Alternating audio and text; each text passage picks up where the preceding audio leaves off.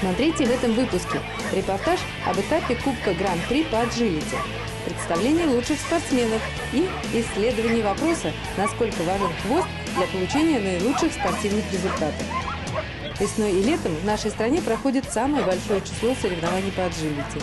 Пока для этого вида спорта нет специальных стадионов, уличные состязания на собачьих площадках почти единственный вариант. Но, кажется, четвероногим участникам соревноваться на природе даже больше нравится. Вот посмотрите, как некоторые из них нежатся в тенечке, а кое-кто даже радостно улыбается.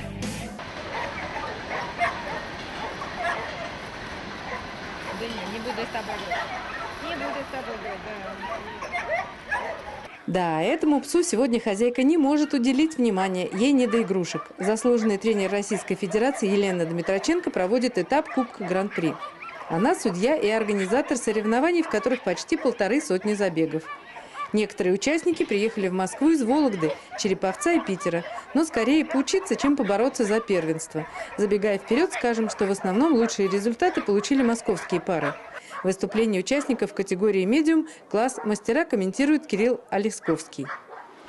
Это Алина Старцева, гладкошерстный фокстерьер Вешка. Вот Вешка сейчас показывает то, что называется мечта любого аджилитиста. Она делает так называемую беговую зону на буме. У нее вход, исход. Собака попадает без дополнительной дрессировки, просто по длине шага. Вот смотрите, сейчас она еще раз это покажет на горке. Вот вход и сход с горки великолепные. Приятно смотреть. Сравнительно молоденькая собачка.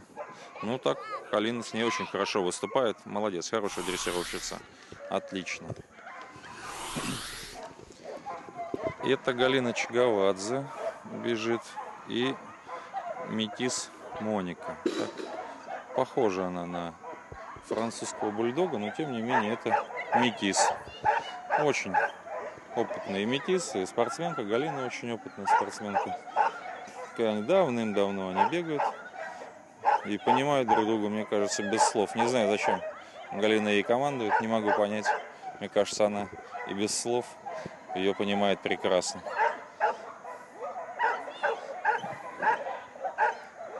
Несложная сегодня трасса мастера. Много поворотов, похожих друг на друга. Только вот в этом разве что сложность. Большинство зрителей Галина Чагавадзе известна как участница шоу «Минута славы», где она танцевала с Чарльстон с другой своей собакой Бордер Колли.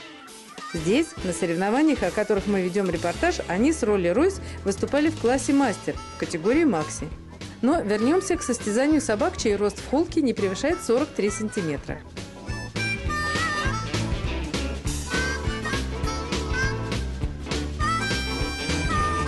Это Светлана Туманова и Шелти Тори. Это наша гордость российского аджилити. С Ториком она в 2007 году стала чемпионом мира в командном зачете в этой категории. Вот этот Шелти – это чемпион мира по аджилити. По самой престижной версии.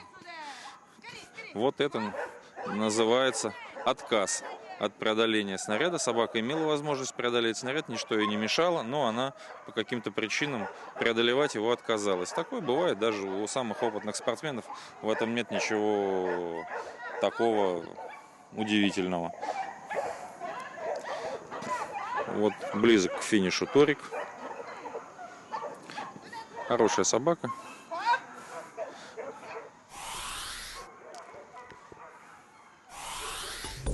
«26 самых сильных собак принимали участие в этапе Кубка Гран-при. Но, как и человек, пес тоже может быть как не в лучшей, так и в отличной спортивной форме. Это Татьяна Гурина и пиренейская овчарка Дейзи. Это первая пиренейская овчарка в России, кстати говоря. Не помню, откуда ее привезли, по-моему, из Бельгии. Татьяна тоже очень опытная спортсменка. А Дейзи, сравнительно молодая собака, года 2 или 3. И все, она еще молоденькая. Собачка уже очень хорошо бегает. И побеждает она часто. вообще такая порода считается для аджилити пригодной, хорошая порода для аджилити, беговая. Татьяна Гурина владеет большим питомником бельгийских овчарок. Сейчас у ее лучшей спортсменки арабики маленькие щенки. С ней Татьяна находится в рейтинге на 10-м месте из 182. А на этих соревнованиях был Грюнендаль Флай и Тервюрен Гвенделина.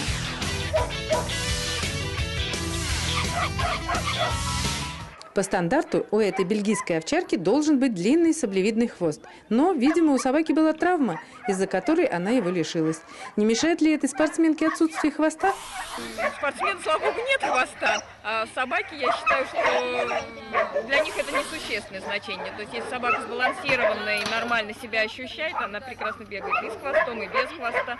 В частности, как моя собака первые 2 года своей жизни бегала с хвостом, потом в результате аварии она лишилась хвоста и прекрасно научилась бегать без хвоста. Ну, на скорости, избивании палок это не отразилось. Так что результаты, значит, в общем, независимы от хвоста. 25 штрафных очков заработали на этой трассе Татьяна и Гвенделин. И это при том, что они очень опытные спортсмены. И мы не устаем удивляться, каким образом на скорости 5 метров в секунду собака успевает понять последовательность снарядов, каким образом хендлер подает команду. Большей частью это движение корпуса. Если оно будет неправильным, то собака вряд ли просто чисто по команде выберет нужный снаряд. По крайней мере, вероятность ошибки больше. То есть есть ситуации, когда снаряды расположены близко друг к другу, и иногда человек идет на хитрость. Допустим, один из снарядов закрывает корпусом. Ну, в частности, на этой трассе таких мест, по крайней мере, для моих собак было 2. Когда надо было выбрать между бумом и входом в туннель, и я закрывала дырку туннеля, чтобы собака правильно вошла на бум. И была вторая ситуация, когда рядом расположены 2 входа в туннель, и, в общем, делала то же самое. Одна дырка в туннель закрывается корпусом, собака видит только вторую, нужную. Ну, тогда важно успеть в нужное место. Опять-таки, иногда бывает, что чисто по движению руки, например, тоже используем. Если надо выбрать между, допустим, туннелем и бумом, я поднимаю руку вверх, показывая ей, что надо наверх бежать на бум.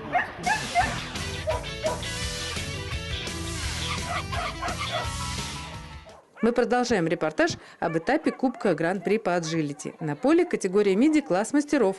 Если в начале соревнований светило солнышко, то затем стал накрапывать дождь.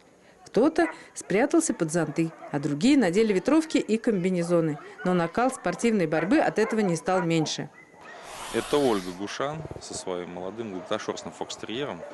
Ольга. В основном здесь спортсмены опытные, потому что это трасса так называемого мастера. Это такая мировая тенденция в аджилити разбивать трассы по уровням сложности. Это Галина Костагарова и Лейкленд Терьер. Очень редкая порода в аджилити. Собственно, я, честно говоря, не знаю, кто еще с Лейклендами бегает. Так у нас в России точно никто, только Галина Костагарова. Она их специально и любит очень эту породу, разводит их до недавнего времени. Она бегала за череповец. Ошибка в слаломе. Собака вышла. Я считаю, что это ошибка в основном спортсмена. Спортсмен сделал шаг в сторону, и собака среагировала на спортсмена, на ноги спортсмена. Потому что собака маленькая, видит только ноги. Среагировала на ноги спортсмена и ушла немножко в сторону. Порода действительно очень интересная, живая. Не знаю почему. Из-за того, что терьер, видимо, у них очень такой строптивый характер, и хендлеры очень настороженно к ним относятся. Финиширует Галина. Это Дарья Волкова, Шелти Шурик. Молодая спортсменка, 16-летняя, сравнительно молодой Шелти. Очень быстрый Шелти, просто роскошный. Хорошо, соответственно, Даша очень хорошо сегодня с ним бегает, ведет его очень хорошо. Результат этой пары в аджилити очень высокий. Они пробежали трассу без штрафных очков за 36,9 секунды. Однако стать лучшими они не смогли, так как победители получали комплексную оценку за соревнования на трассе с контактными зонами и джампингом. В итоге лучшими в категории миди класс мастера стали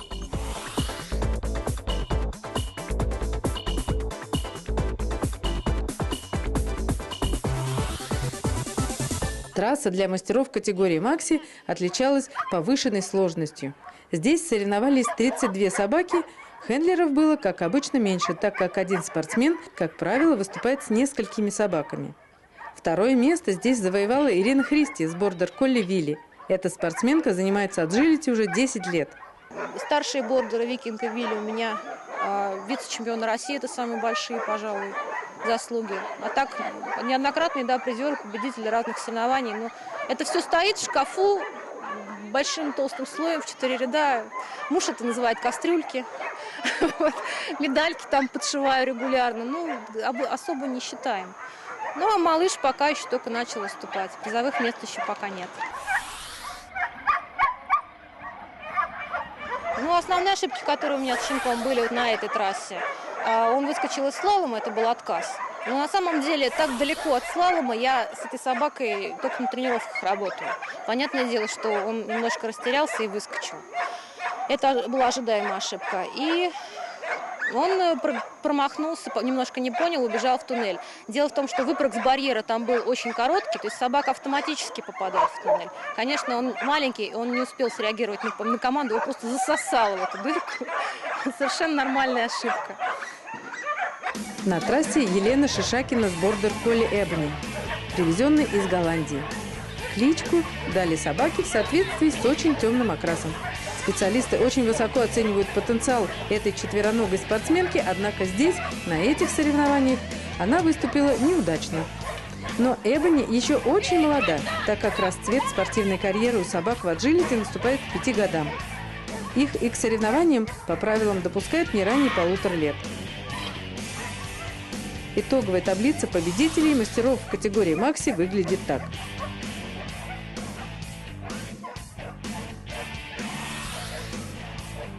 Этот выпуск был посвящен этапу Кубка Гран-при. До финальных соревнований остается почти год. В этих соревнованиях можно принимать участие как с породистыми собаками, так и с метисами. Аджилити – самый демократичный вид спорта, и начать заниматься им никогда не поздно. Группа новичков проходит прием круглый год.